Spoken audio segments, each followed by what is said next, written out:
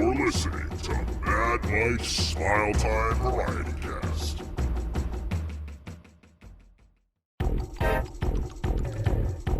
Hello everyone, bonjour tabarnak, and welcome to another episode of the Smile Time Variety Cast. Got a whole bunch of exciting stuff to talk about today, including reviews for the new Enslaved and Periphery. I have a review for a classic Trivium album by the name of Shogun on the way as well, and I'm gonna be ranting about how wanting to make money in the metal community is not a bad thing. I also have a very active Q&A segment where I talk about my favorite wrestling moments, my biggest influences as a YouTuber, and why DEM Boys is better off with a cat. But for right now, I want to talk about something that's been on my mind, and that is, in my opinion, modern metalcore, and modern deathcore for that matter, absolutely destroys the old guard. I'm not gonna lie, I've never really been a fan of this genre. I always found it juvenile and a lesser form of far more interesting styles of metal such as thrash and death metal, and I found the vocals for the most part to be very try-hard and beyond whiny. Now, I've been wondering why I felt that way 10 to 15 years ago. I mean, it really couldn't have been me, right? Like, my tastes are perfect, so it really isn't my fault. I think the real problem is that 10 to 15 years ago, metalcore and deathcore was still in its infancy, and it needed time to grow up and join the big boys. And boy, has it ever. I know it's a hot take, but I truly believe that the Shadow of Intense and Rollo Tomassis and Callous Dowboys and Ithacas of today absolutely destroy the Triviums, the As I Lay Dyings, the Whitechapels, and the Job for a Cowboys of yesteryear. I listen to an album like Melancholy by Shadow of Intent, or Where Myth Becomes Memory by Rollo Tomassi, and I am getting way more out of it than I am with something like Frail Worlds Collapse. The dynamics, the instrumentation, the vocal work, the production, and the songwriting overall just absolutely bodies anything these genres offered us in the past. I don't have any problem saying that the best metalcore and deathcore is being released in this era right now, and the old guard needs to either try something new or fucking retire. I'm gonna be reiterating this point as the episode goes on. Anyways, that's my hot take for the day. Let's get to reviewing some albums.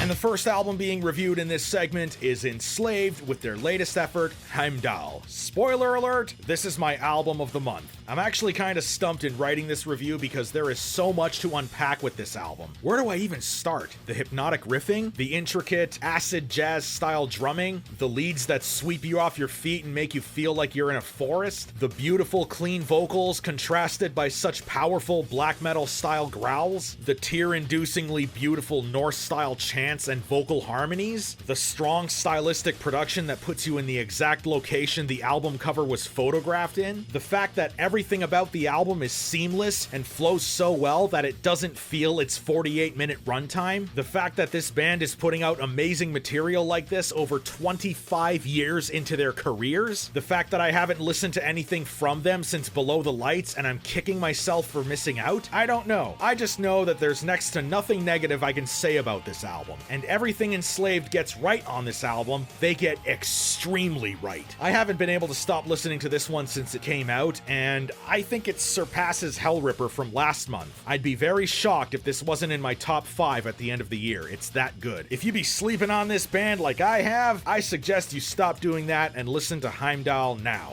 And up next is Periphery's new album, Djent is not a genre. This album was a very frustrating experience. There are a lot of genuinely good, catchy moments in this progressive deathcore effort, bogged down by pointless interludes and breakdowns that only exist for breakdown's sake. There's a lot of components about this album that work for me. Spencer Sotelo's vocals, both clean and harsh, are performed extremely well. It's an exceptionally good contrast between deathcore-style growls and pop-punk, Roadie Walker-style cleans. The production is very good and very clean. The instrumentation is very strong and very dynamic. They're showing us just how diverse they are by leaning into their synths, especially on tracks like Silhouette where they almost go full boy band. which is actually one of the highlights of the album for me because I felt like I was listening to an actual fucking song. This is one of the reasons I've hated deathcore so long, because so many of these bands, regardless of how skilled they are at their instruments, don't know how to put a fucking song together. Anyways, my favorite part of this album was the middle 3 songs, those being Everything Is Fine, Silhouette, and Dying Star, because they feel like actual songs, with actual fucking structure, that don't waste their time masturbating to their bar jazz worship like they pointlessly do near the end of the opening track Wildfire. The rest of the album, though, ugh. It's a fucking mess. Lots of great moments, lots of beautiful harmonies and melodies, lots of stuff that showcases the band's talent, but nothing about the rest of the album is cohesive. It's just really fucking frustrating for me because this band is clearly extremely gifted and they can write cohesive songs like they do on this album, but they just bog themselves down by trying to do way too much and having it not come together at all. It's not a bad album for me, but it was absolutely frustrating. Here's hoping the next one is more well put together. And up next is Suicide Silence's latest effort, Remember You Must Die. And this is definitely a Suicide Silence album, full of try-hard gutturals and the most cliche breakdowns you can possibly imagine. Suicide Silence makes a poor attempt to stay relevant in the modern metalcore deathcore scene by sticking to the shit that worked 10 to 15 years ago. And this is exactly the problem I have with old metalcore and deathcore bands that I talked about in the intro to this episode. Suicide Silence proved during this entire album's runtime just how out of touch these old metalcore and deathcore bands are. Suicide Silence had their time, and judging by this musical equivalent of a rice cake they're calling an album, that time has long passed. Best to avoid this one. And the next one is Kamelot's The Awakening. And before I start to review this album, the song One More Flag in the Ground, well, the chorus,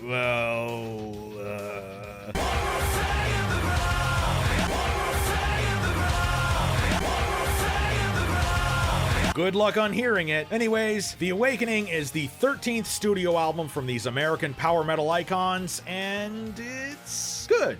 Yeah, it's good. Nothing really great, nothing that'll break the mold, but it's good. The melodies are good, the acoustical and symphonic elements are implemented very well and don't feel out of place. Tommy Karavic's vocals are performed very nicely, and he knows when to be quietly raspy and when to bring out the big guns and sing as loudly as he can. Overall, it's good. If I can have a criticism, it's that the album doesn't really have a flow to it, and it's more of just a collection of songs. The songs are good, but in the overall context of the album, I feel like you can put the album on shuffle and nothing would be lost from the experience. Album structure is a lost art nowadays. Anyways, besides that, I don't really have many complaints. The album is good, give it a listen. Just try to unhear that chorus. And the next album up for reviewing is Dinosaur by Theory of a Fucking Deadman. Jesus goddamn fucking shit Christ. What the fucking fuck am I supposed to fucking say about this fucking Imagine Dragons core dog shit? These guys are actual Nickelback proteges who have been peddled on the butt rock scene since the fucking early 2000s, and they have never given us anything worthwhile other than being fucking Nickelback clones with an even derpier voice. And this album is no fucking exception. Only now, they've also included Imagine Dragons cloning in their fucking music on top of the already annoying Nickelback cloning. What the fuck more do you fucking want me to fucking say about this fucking thing? It's fucking horseshit. This shitty fucking band has always been fucking horrible, and this fucking album fucking sucks the fucking corn pops out of my fucking shit. Fuck this album and fuck Theory of a Deadman. Moving the fuck on. And up next on my review list is Babymetal with The Other One. This is the 4th studio album from these Hawaiian J-pop metal icons, and they have been a controversial band among the mouth-breathing elitist crowd ever since their inception. Just the mention of their name is bound to bring out the most basement of dwellers, because they just have to let the world know how offensive Babymetal are for daring to combine a pop genre with a metal genre. The same way these morons bashed nu metal 25 years ago for combining metal and rap, and the same way they bashed deathcore 15 years ago for combining hardcore with death metal. I'm seeing a pattern with elitists here. Anyways, I do want to say that while I'm not really a fan of Babymetal, I've always respected their existence fans, and I admire the fact that they're becoming a gateway band for metal to bring in a new audience. So, as a non-fan, I still gave this album a chance, and it's good?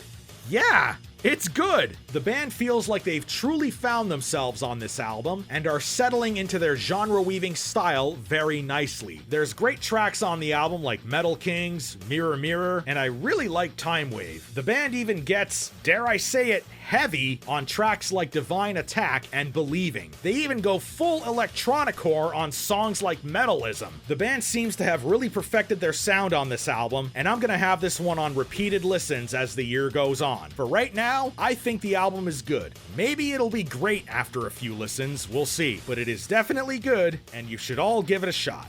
Metal Trenches told the truth, and we all hated him for it. And last but not least on this rapid fire review segment is August Burns Red with Death Below. This is the 10th studio album from these Pennsylvanian metalcore icons, and you know what? I know what I said about old school metalcore being left in the dust by the new crop at the beginning of this episode, but to me, August Burns Red is an exception to that rule. This is a very, very, very good album. I would say even bordering on great. They're one of the only 2000s metalcore bands that actually seems to want to push themselves forward instead of either going full butt rock or sticking to the same tired bullshit. Suicide Silence. Now, while I do think the album does get a little overlong and has maybe 3 or 4 more songs than it should, I still think there is a lot to like and love on Death Below. Namely the second track, The Gathering. The near 8-minute epic takes you on an emotional journey with melodic grooves and soaring harsh vocals. Other highlights of the album include the hit bangers Ancestry and Backfire, as well as the tight and efficient Tightrope.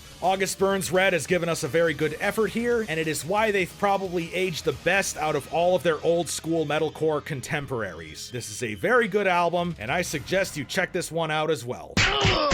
And that's it for the rapid fire album reviews. Now I'm moving on to the segment I like to call Sponsor Me, You Cowards. And on today's edition of Sponsor Me, You Cowards, I'm going to be talking to you about Vicks Pure Z's Melatonin Gummies. So if you're like me, you probably spend most of your nights thinking about all of your mistakes and your poor life choices. And the result of that is you probably can't sleep that much, can you? And that really sucks when you gotta go to work at a fucking dollar store and you've only slept for 2 fucking hours. Well, you know what? Vicks Pure Z's Melatonin Gummies. They will cure that. I'm telling you, these motherfuckers will knock you the fuck out. You take 2 a night and they taste good, so don't eat any more. But seriously, take 2 a night and you are out fucking cold within an hour. And I am not lying to you. Vicks is not paying me for this. I'm just telling you, if you need help sleeping, buy this shit, okay? Anyways, Vicks, if you're hearing this, sponsor me, you cowards.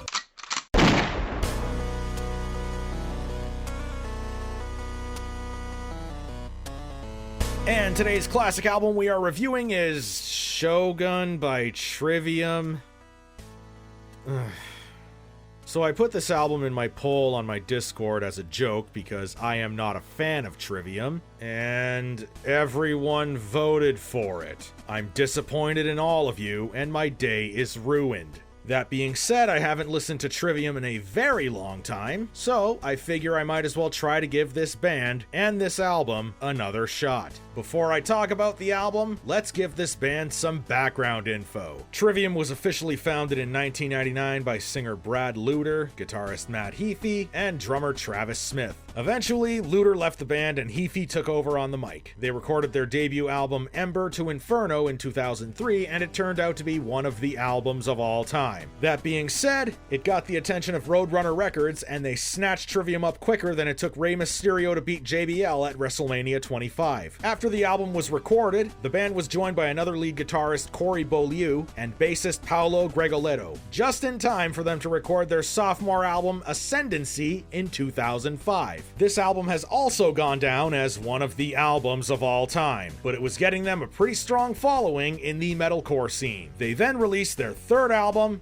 The Crusade. This one actually got pretty decent acclaim, and they had established themselves as one of the premier metalcore acts in the world. Right up there with bands like Verb the Noun, Noun Verbs Adjective, and As Noun Verbs Verb. And that leads us to the album we are talking about today, 2008's Shogun. I remember giving this one a spin a long time ago and I absolutely couldn't stand it. I thought it was just a progressive seether album with boring guitar playing and bland melodies. It really soured me on Trivium and I never really wanted to listen to them again. But everyone kept trying to shove them down my throat since I got on YouTube, and I told everyone who tried doing that to fuck off, until I added them to my poll on Discord, and they won the poll, and I fucking hate you all for it. I especially now hate you all for it because I was not a fan of Trivium at all, and now I might have to change my mind on that because, after revisiting, I kinda fucking like this album. Fuck all of you who voted for the album and made this happen. Seriously, go fuck yourselves because one of my biggest memes is dead, and I need memes for my channel to fucking survive. I'm salty as fuck right now. Anyways, this album kicks off with Kairasute Gomen, I think, which is actually kind of a banger with a blistering fucking solo. When I started the album, I went from feeling endless dread to actually enjoying myself. And I'm like, is this the same album I heard a long time ago? I figured, times change, maybe I'll like this a little bit more this time, I don't know. But this song is good, but I'm sure it's a fluke. I'll start hating this again soon. And then, Torn Between Scylla and Charybdis happened, and it was also a fucking banger. What the fuck? Did I listen to the same album a long time ago? What happened to me? And then Down From the Sky came on. I remember being annoyed by it every time I heard it when I was playing SmackDown vs. Raw 2010, and now I actually like it? It's a little butt-rocky at times, but I actually enjoyed the song. Why? The guitar work on the album is incredibly strong. The vocal work, while not the style I'm usually a fan of, is actually kinda good. The drumming is really strong for this style of music.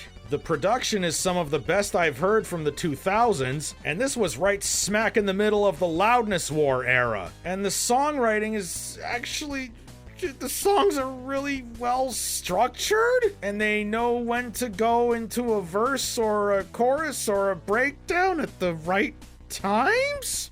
What the fuck is happening to me? What is happening to me? So I got halfway through the album and it's one banger after another. Throes of Perdition might be the best song on the album so far. What the fuck? Okay,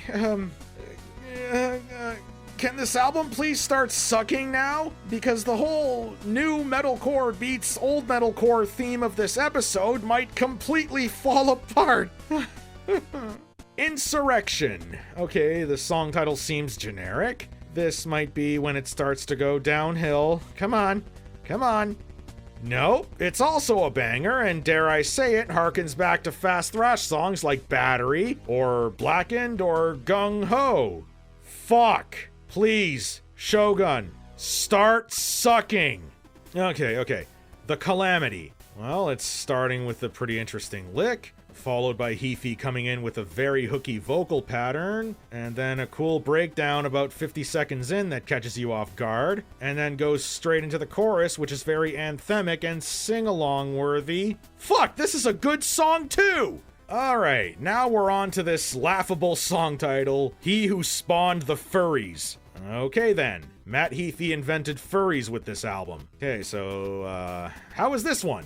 Well, this one seems like it's cliche, but then it becomes really fucking heavy and interesting, with an awesome thrash riff about 2 minutes in, and it has an awesome breakdown. Fucking shit! And up next is Of Prometheus and Crucifix. So far, there have been 8 good songs on this album, with 3 left to go. Please give me a bad song now, so I don't have to give this one a perfect rating. Oh, thank fucking God. This song reminds me way too much about the worst parts of Volbeat, and I am happy to call this one a filler. I don't like this one at all, and it feels like the album is starting to run out of steam. Whew. Doesn't stop this album from having 8 bangers out of 9 tracks so far. Fuck. Please, oh please, let the track Like Callisto to a Star in Heaven blow chunks. Please. Please, please, please, I don't want to like this album anymore.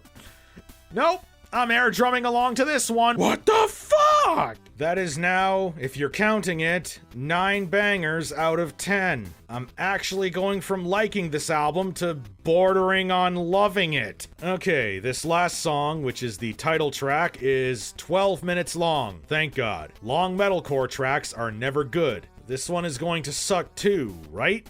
Right? Wrong.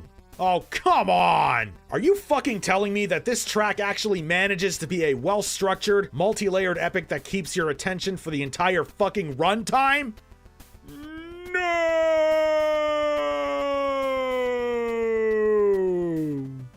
Well, Trivium fans in my Discord, I hope you're fucking happy.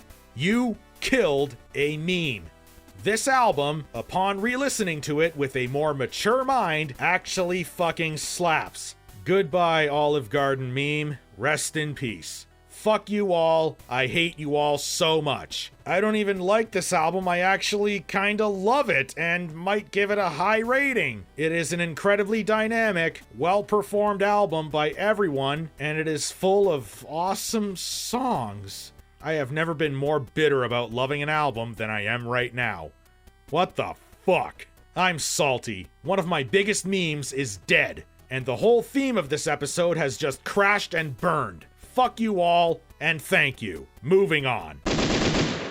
Alright, so before we get to our rant, I'm letting Phil Michaels take the helm again. This guy has a whole bunch of businesses, like his pizza parlor and this electronics store, and now, apparently, the guy's got a funeral parlor he wants to tell you about. Hello, Niagara. Do you have to cover the evidence of your murder at a ridiculous price? Do you need to give a proper burial even though no one will show up at the funeral? Do you just need to cremate someone but they're not dead enough to do so? Then come on down to Phil Michaels Funeral Parlor. Overpriced burials, maggot-infested urns, cheaply made caskets. I've got it all, and at a price that no insurance will ever be able to cover. I will also do Viking funerals, Hindu cremations, and I'll even dig holes in the backyard of my parlor for the mob. But wait, there's more! For a limited time only, I am offering 50 cremations for $5,000. That's right, 50 for $5,000. Perfect for serial killers. Just make sure you tell Netflix about the deal when they inevitably do a documentary on you. Phil Michaels Funeral Parlor. It's a catharsis to handle your carcass. Come on down. Wow, man, that guy is awesome. Phil Michaels could sell ice to a fucking polar bear.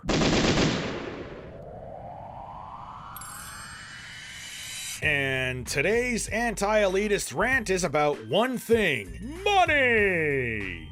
So I gotta ask the entire metal community, what the fuck is so wrong with money? What the fuck is so wrong with caring about numbers and views and subs and popularity and how much people like your stuff and what people think about you? I'm only asking this because to some people in this community, saying you care about money and all of that other stuff is about as bad as saying you like Hitler. Actually, that's not a good analogy because, well, some metalheads actually like Hitler more than they like artists who care about money. So, new analogy. Saying you care about things like views, or subs, or popularity, or how much money you make from your YouTube channel is about as bad as saying you like Justin Trudeau to some people in this community. Anyways, the metal community I find is very anti-money, anti-success, anti-popularity, anti-fun, anti-happy, whatever, which is kind of a backwards ass way of thinking because these same motherfuckers always complain about how metal isn't as popular as other genres. But then the minute any of these metal bands or any metal YouTubers get a fan base that's larger than the number of inches they have on their dicks, it's, oh my god, they're such sellouts! Fucking sidetracked here. Where was I? Oh yeah, popularity. So I made a post this month about how well my channel was doing and how my Metallica YouTube poop was a success, relative to my channel anyway. And in that community post I made the comment of how, yes, I care about views. And wouldn't you know it, I lost 5 subs right after I made that post. Mind you, I gained like 20 thanks to the YTP, so it wasn't that big of a deal. And it is very likely that I lost those 5 subs on that same YTP, but I'm pretty sure it was because of the post, because I made that community post like 5 hours after the YTP or something like that. and I hadn't lost any subs before that day, so I really think it was the post that caused it. Anyways, it was a real eye-opener as far as how much this godforsaken community fucking hates people who are happy with success. And I think I'm starting to understand why. This community, based on, well, my experience in it for the last 15 to 20 years, is full of burnouts, outsiders, dirtbags, losers, and the absolute banes of society. And these people see success as becoming something that isn't like them because they're fucking failures. They see a band like Behemoth making something like The Satanist, and they think this is something that is accessible and catchy, and they start outcasting them from the community because they're not like us anymore. It's like that one scene in X-Men 3 where Mystique loses her powers, and the rest of the Brotherhood turns their back on her, with Magneto being all like, "You're no longer one of us." That was my horrible Ian McKellen impression there. So when these same downtrodden assholes see a channel like myself, or Trenches, or Meltdown getting an uptick in subscribers or views, and God forbid we commit the unspeakable crime of celebrating that success, they turn their backs on us and forget we exist like we're a bunch of goddamn lepers. Now, I know one of the things this stems from, and that is from these people having inferiority complexes the size of the fucking Burj Khalifa. Another reason I found is because the minute you say you care about views or popularity, or dare I say it, making money, they start to see everything you do as disingenuous and deceitful, as if anyone who cares about this kind of stuff has now been rendered completely dishonest. And I want to say right now, that is complete fucking horseshit. The idea that just because you care about what people ultimately think about your work and how much your work gets noticed makes you some dishonest, clout-chasing phony is an idea that completely falls apart the minute you start holding it up to the smallest bit of scrutiny. Let's take me, for example. I've made a handful of Metallica-centric videos in the past couple of months. A few of them are reviews, one of them was a YTP, and I also included them in my Triggering Metal Fanbases Part 3 video. Now, some of you more cynical assholes out there might argue that I only did that for views, and you know what? It's a fair argument to make. I mean, they have a new album coming out. I definitely could use the views to gain new eyes onto my content, and I'm not gonna lie, it did play a small factor in me wanting to make those videos, but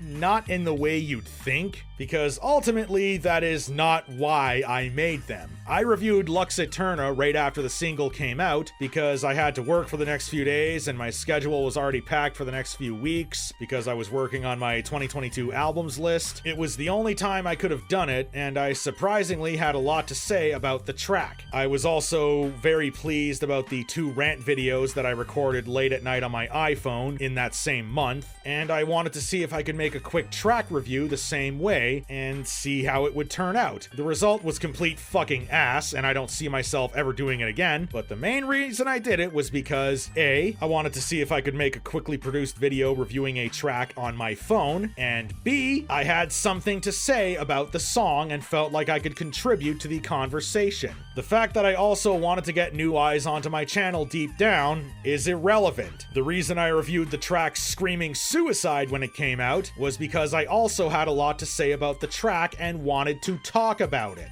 The thought about gaining new subs from it doesn't really matter because that wasn't my main motivation. If it was my main motivation, I would have also reviewed If Darkness Had a Sun when it came out, but I didn't because I had nothing to say about it and I didn't feel like I would contribute anything worthwhile to the discourse. Same goes with the Metallica YTP that I made. Yes, one of the reasons I made it was because they have a new album coming out. Otherwise, the title of that video wouldn't have been that title. But it was the fact that they were coming out with a new album that inspired me to make the YTP in the first place. Because when I learned about 72 Seasons' impending release, I remembered that some TikToker tried to cancel Metallica a few months back, and it gave me the idea to make a video mocking the whole thing. And I chose to make it a YTP because I had always wanted to try my hand at a YTP. So the main reasons that YTP happened was because I was inspired to make one, and I wanted to challenge myself by making one. Yes, the fact that Metallica was coming out with a new album inspired me to make it at the end of the day, but not in the way you think. And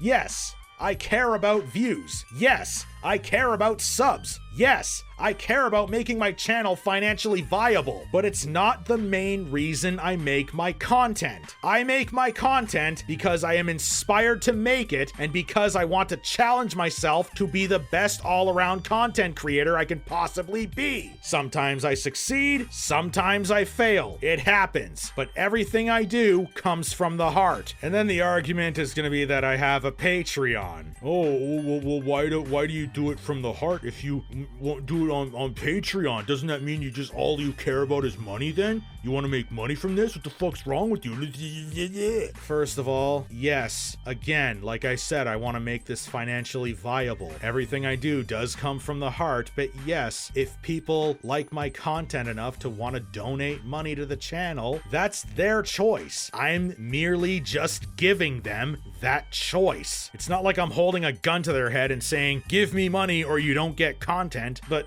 anyways, like, I'm fucking rambling here. That fucking whole Patreon, that's a whole other fucking hour-long conversation I'm not ready to have right now. But the point is, yes, I do care about numbers and all that, but the minute you say you care about numbers, these fucking parasites automatically think you're not being genuine. You know what I realized? It's that these people want you to be genuine, but only if you're genuine in the same way they're genuine. You can only make true, from the heart stuff if the motivation behind it has nothing to do with how popular it'll make you. If popularity is even a small reason you're doing it, you are a fake to these people. Alright, fuck this. I want to drop a truth bomb to anyone who thinks I'm the bad guy here. Literally everyone who gets into the entertainment industry, which is what YouTube is technically a part of, cares about popularity. Anyone who says they don't is lying through their fucking teeth. And they don't even fucking realize they're lying either. I've seen quite a few metal YouTubers out there who suck their own dicks about not caring about views, and I don't do this for money or clout or fuck the Patreon. And then they make a huge community post celebrating their sub count. Oh yeah, you don't care about numbers, do you there?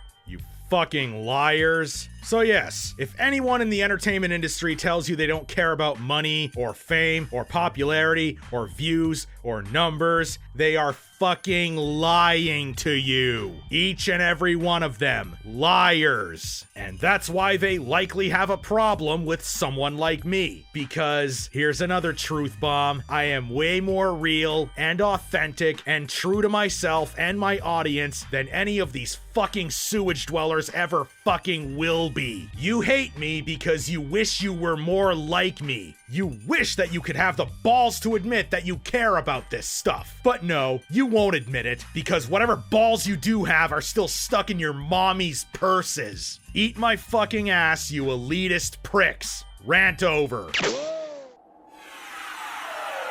Alright, so as with the end of every single episode I do on this podcast, we are going to have our Q&A segment now. If you want an opportunity to ask questions, all you gotta do is join my Discord. I will leave a link to it in the comments. Join the Discord, don't fuck around for a month, and I will give you the rights to ask your own questions. So the first question we have is from Melvin the Hugger. What are your favorite and least favorite moments in WWE history? That's a very good question, Melvin the Hugger. I'm glad to be answering a question about wrestling. So in case any of you don't know, I'm a very big wrestling fan. Was a huge fan of the WWE Attitude Era as well as the Ruthless Aggression Era. Hot take, Ruthless Aggression is better than Attitude. Yes, I fucking said it. The Attitude Era had a lot of great moments and great segments, great promos, but the Ruthless Aggression Era, all of that stuff was just as good, and the wrestling matches were just as good as everything else. But anyways, I'm kind of trailing off here. My favorite moment in WWE history.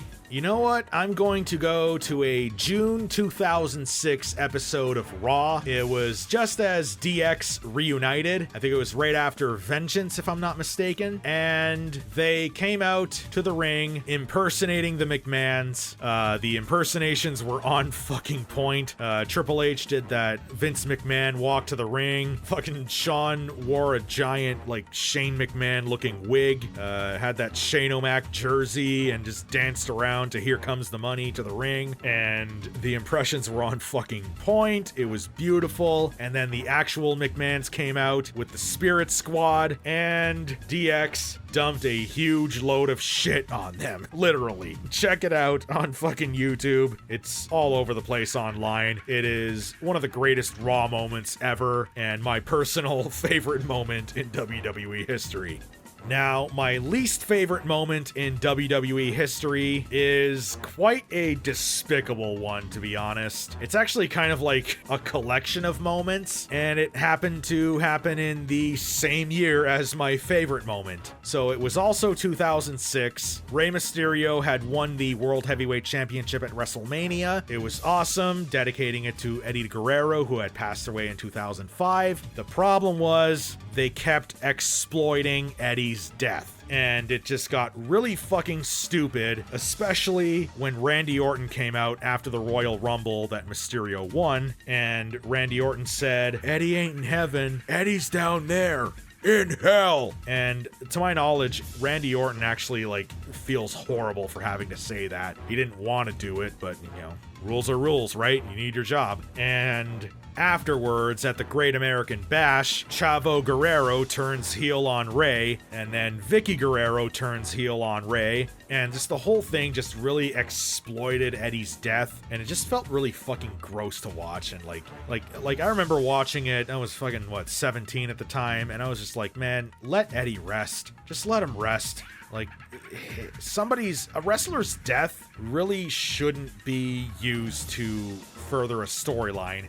I mean, it can be if you do it tastefully. This was not fucking tasteful at all. So, yeah, that's my least favorite moment. Like, either one of those. Like, this, the whole collection of moments there. Exploiting Eddie Guerrero's death was just, gross. But thank you very much for that question, Melvin. I actually really enjoyed answering that one. And the next question is from Blackwater Rust, aka Fred Durst's Simp. Since you are a huge Packers and football fan, I would like to know what is your favorite Packer player of all time and your favorite non-Packer player of all time. Another non-metal question. I love it. No, seriously, I do. I like answering these other questions here about, like, sports and wrestling and stuff.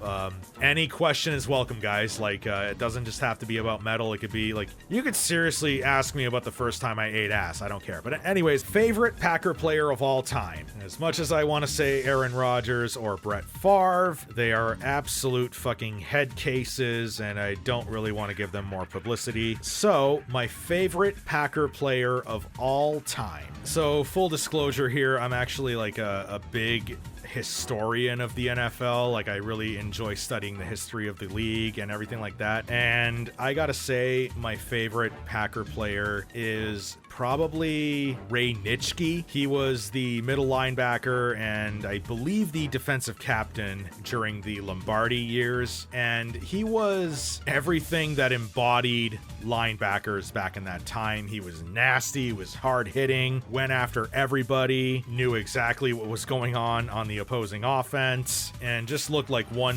badass motherfucker on the field. And to me, he was the equivalent of what Ray Lewis was to the Ravens for the longest time. I mean, Ray Nitschke didn't allegedly kill anyone, but you know what I mean. So yeah, that's my favorite Packer player of all time. My favorite non-Packer player of all time is Shannon Sharpe. That was an easy one. And there is a Packer connection there. He is the brother of Packers legendary wide receiver Sterling Sharpe. So Shannon Sharpe, most of you guys know him from First Take, or no, not First Take. It's that, whatever that show he does with Skip Bayless, aka the fucking Bill O'Reilly of sports sports journalism. However, some of you don't know that he actually played football at one point. He was the tight end for the Denver Broncos for about 10 years, spent 2 years in Baltimore, went back to Denver to finish his career. He won 2 Super Bowls with the Broncos, won another one with the Ravens, and when he retired, he owned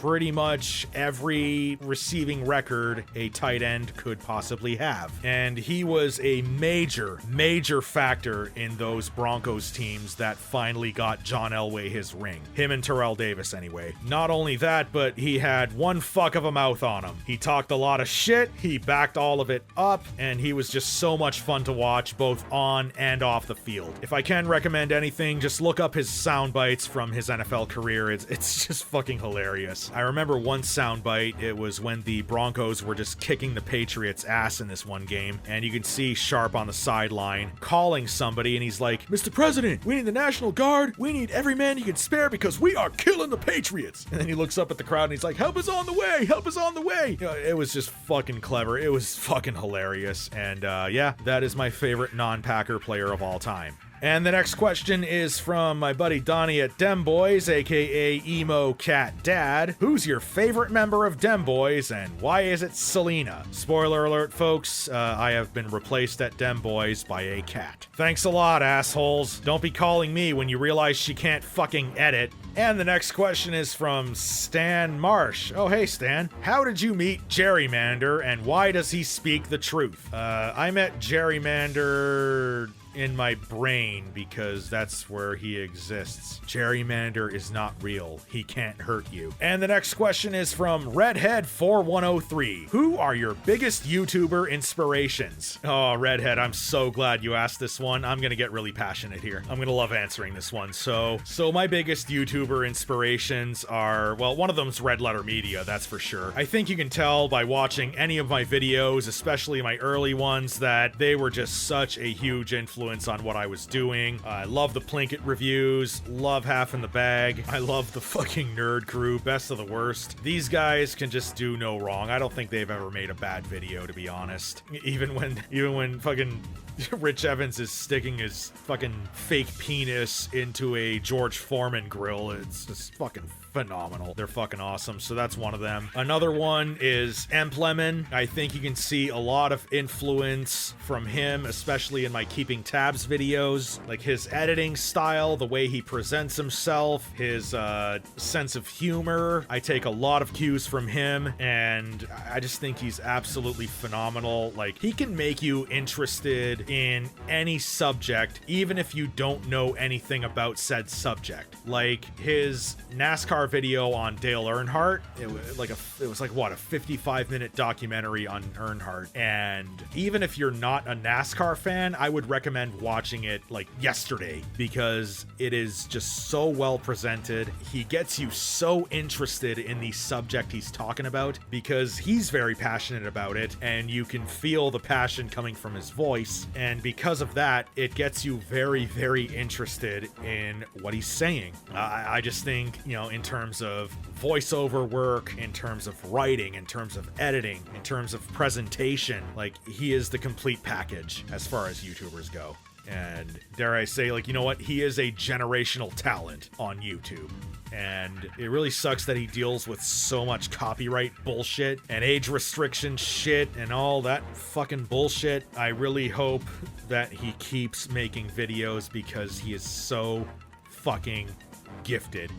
Another big influence as a YouTuber would be YMS because, you know, I just love the way he edits, you know, love the way he presents his videos, and he has a really good knack for getting you into stuff that you previously weren't really into, you know, whether it be movies, really bad YouTubers like Darman, anything like that. Mostly, though, he was a very huge influence on my editing style and the way I present myself, the way he presents himself. You know, it was just a really big inspiration for me. If you watch my Keeping Tabs on the Black album, that was essentially my equivalent of his Kimba video. I watched the Kimba video in May of 2020 when it came out. I thought it was just such a brilliant, masterful takedown of this Kimba ripped off Lion King controversy. And it was just such a huge inspiration for me because, like, I was just starting on YouTube at the time. I was getting to work on my first video at the time that Kimba video dropped. And I was thinking, man, that is awesome. I'd love to make a video like that where I just take a famous controversy and I absolutely destroy it. And then lo and behold, a couple months later, Metallica released S&M 2, and when that happened, I just saw the comments, the discourse around it, and everyone was just like, oh, the fuck, they sold out the Black Album, sold out, sell out shit. And I'm just like, this stuff is still a thing? And then I thought about the Kimba review for like a split second, and I'm like, I know what video to make now. Yes! And that is how the Black Album documentary / video essay / dank meme shitpost, whatever the fuck you want to call it, the 80-minute rant destroying the sellout controversy was born from Adam Johnston's YMS Kimba video. So that might be my favorite video on YouTube. So he was a huge inspiration to me. And last but not least, and we're gonna get really, really wholesome here. My biggest inspiration as a YouTuber, he is also my second favorite YouTuber of all time. That is Urinating Tree. And I think a lot of people watching my stuff are just like, yeah, no shit, huge influence and everything. You know, his editing style, the way he voices his videos, the way he presents himself, the way he throws in funny ads for his legit sponsors into his videos, like, you know, his use of 90s video game music as his music beds. You know, his use of GoldenEye sound effects. His, oh man, like almost, I think like 80 to 85% of my style is Urinating Tree in one way, shape, or form. Of course, I'm not a sports guy on YouTube. I'm a big sports fan, of course, but not really a guy who talks about sports on YouTube. But my vision, even when I first started this, was to be like, you know, a metal version of Urinating Tree. And, you know, I don't think this guy can make a bad video even if he fucking tried. Like, even his low effort content, like his, you know, little congrats videos are just fucking hilarious. Like, he can really, to me, he just does no wrong. And he is an absolutely phenomenal talent, and I relate to his style so much. I relate to him so much. You know, he just has this very easygoing, controlled chaos view on life and how he presents himself and everything. And he's able to laugh at himself the same way I am. Like, you know, I'm, you know, sucking his dick a little too much here, but like, I just love the way he does everything, and he's just such a big inspiration for me. And now I'm gonna get personal here. So there was a time about 2 years ago when Tree, he was actually looking for some editors for his sports ball videos, right? And so I decided, you know what? You miss 100% of the shots you don't take. So I emailed him, and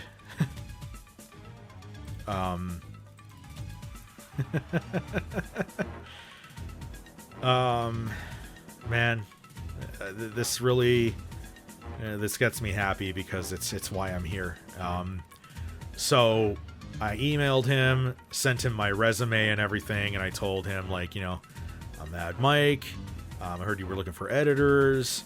Check out my channels here. At the time, I had just started DEM Boys, the Mad Mike channel. I think I had just, it was right after I had released the top 6 Ginger fans video, and I pointed that one out to him, as well as the Pestilence discography, and I gave him a couple other videos to check out, and I remember his response. So I didn't get the editing gig. You know, can't have that happy of an ending, right? But you know what I did get was more than enough. And he responded to me with, hey man, you're right, the style does fit well, and it's pretty funny, and I like the style. And, you know, he went on to say, like, how's your comfort level with working with video? You know, I don't use still shots in vids and blah, blah, blah. And like, you know, more technical stuff. But, like, when he said the style fits well, and he's like, I like your style, and when he said it was funny, I'm sure it was just innocuous to him. Man. When a guy you respect so much and someone you're such a huge fan of tells you that, like, man, when he told me that, when I read that the first time, like, I was like, you know what, even if I don't get the editing gig, because I didn't, even if I don't get the editing gig, like, this is fucking awesome. Like, he thinks I'm funny. He thinks I'm funny. Yes. This is a W, and like, at the time, I was going through a lot of fucking mental health issues. I had cut a few people out of my life that were fucking toxic. And, you know, when you do that, you have a lot of questions going on in your head of, like, you know, am I doing the right thing? And also I was thinking about, like, you know, where my career is going, because, you know, I decided, you know what, I'm not going to try to go out to Toronto and get a job at Netflix or whatever. I'm just going to see how far this YouTube thing can go, because this was September of 2021 when things just started to take off just a little bit, and I was like, do I really want to take this route? And, like, am I doing the right things here? Like, just so many questions going on in your head. You know, I felt like I was like I took a fork. I found the fork in the road, and I took the one path in that fork in the road, and I was wondering that entire time, I'm like, am I taking the right path here? And when I read that from the legend himself, Urinating Tree, saying he likes my style and it's pretty funny, I was like, you know what? If he thinks I'm good, I'm on the fucking right track here. So, you know, so Tree, if you ever stumble upon this podcast and you hear this part, man, like, I'm sure that comment was just innocuous to you, and maybe even you were just trying to be nice, but dude, it meant so much to me for you to say that, and it let me know that I'm doing the right things, and it's driving me to this day that someone that I respect so much as a creator, like, says that about my stuff. So yeah, Tree, if you're ever watching this or listening to this, thank you so much. And the next question is from Grace Omega. Who are your favorite actors / actresses? This is going to be a fun one to answer. Thank you very much, Grace. So my favorite actor of all time, and some of you may laugh, it's Arnold Schwarzenegger. I know he's not the greatest actor ever. He's no Daniel Day-Lewis. You know, in terms of pure acting skills, like, he's a 4 or 5 out of 10 on a good day, but I grew up on him. Like, I grew up watching movies like Terminator, Terminator 2, Predator, Commando, True Lies, The Running Man, Last Action Hero. He may not have been the best actor ever. Nothing he ever did was really Oscar worthy, except for maybe his performances in Terminator and Terminator 2. But I just fucking worshipped the guy. Loved every movie he was in except for Junior. We don't talk about that one. But loved his one-liners, loved his action scenes, loved all of that. Even if he's not the best actor of all time, in my opinion, he is my personal favorite. I grew up on him. He is why I love movies, and watching his movies was a big reason I went to film school. So there. Another one of my favorite actors are the big mafia movie actors, I like to say, even though that's not all they did, but like Robert De Niro, Al Pacino, Joe Pesci especially. I think Joe Pesci is probably a better actor than the other two. Hot take, I know, but I don't think he's ever put on a bad performance in any movie he's ever been in. So, like, he is absolutely fucking phenomenal. Love him even as Russ Buffalino in The Irishman, even though that was like a more subdued character that he played. Thought he was fucking phenomenal. So yeah, Joe Pesci's another one. Clint Eastwood, another one. You know, really enjoy his work. His work as a director, you know, he's hit or miss most of the time, but as an actor, you know, the guy just oozed confidence. He oozed badassery. Dude was a Chad, and loved him as the man with no name. as well as Dirty Harry Callahan in the Dirty Harry series. And you know what? I know it's like a problematic movie, but I still really love his performance in Gran Torino, loved his performance in Unforgiven, and even Space Cowboy. And dude's like 93 and he's still directing movies. Like, it's fucking unbelievable.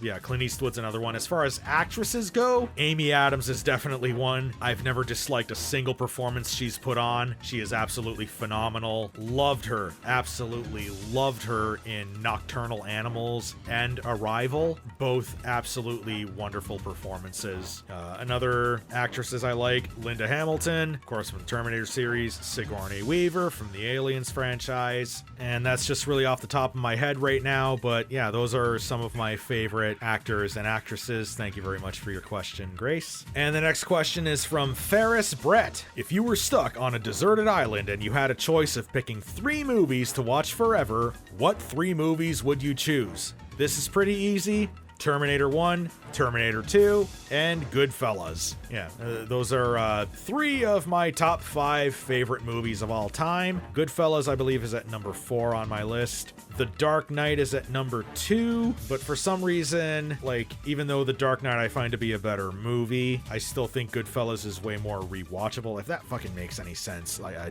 don't know. My brain's weird, sorry, but yeah. T1, T2, Goodfellas, those are my 3 movies. And the next question is from Toxic Rooster 84, and he asks, favorite black metal release from the 5 years? I think he means the last 5 years there. This is another easy one. It is Heimdal by Enslaved. I reviewed it earlier in this episode. Absolutely love that one. 9.5 out of 10 from me. Love it. Love it. Love it. Enslaved. I'm going on a deep dive on their discography because I haven't really visited them that much in the past, and I realized I've been sleeping on them, and I realized I was talking out of my ass in that one Triggering Fan Bases video, and you know what, I'm getting on that. And so yeah, that's my favorite black metal release from the last 5 years. And the final question is from Astolfo, the Rider of Black. If you can make your own metal album, what subgenre would it be, and what would it be about? That is an interesting question. So spoiler alert, I did play drums in the past, and I always gravitated towards hard rock and traditional metal. So I think the album I would make would be a trad metal album, very reminiscent of like Black Sabbath, old school Metallica, old school Priest, Maiden, stuff like that. As far as what would it be about? I don't know, there's so many lyrical subjects I want to talk about because I used to write lyrics too. It'd probably be about like lone wolf style characters of sorts. Like, I don't know. I remember I wrote one song about the Joker. I wrote another one about Travis Bickle, the character from Taxi Driver. I'd probably write another one about Michael Douglas's character from Falling Down. Maybe one about Frank Grimes in that one episode of The Simpsons. Just like those like lone wolf, we live in a society type characters. Maybe like a concept album of that, I think. I think that would be pretty cool. Like if I was in this like headspace and wanted to play drums again and wanted to get a band together again, like I think that would be the route I would take if I wanted to make my own music. Of course, you got to get the rest of whatever band you're in on board with that. That's a lot harder. But yeah, if I could make my own metal album, it would be a trad metal album, and it would be a concept album of we live in a society type characters like Travis Bickle or the guy from Falling Down. I can't remember the fucking character's name right now. William Foster. That's the fucking character's name that Michael Douglas plays. Or Frank Grimes from The Simpsons. So yeah, there's that answer. And thank you all so much for those questions. I had a lot of fun answering these ones, especially the YouTuber inspirations one like that. I'm glad I was able to get that story out. So again, thank you very much for the questions. Once again, if you want to ask your own questions, all you got to do is join my Discord. I will leave a link to it in the comments. And you join that Discord, don't be a dick for a month, and I will give you the opportunity to ask your own questions. Alright, and that's it for this episode of the Smile Time Variety Cast. Thank you very much for listening in. The next episode will be at the end of next month on April 30th at the latest. Au revoir, tabarnak!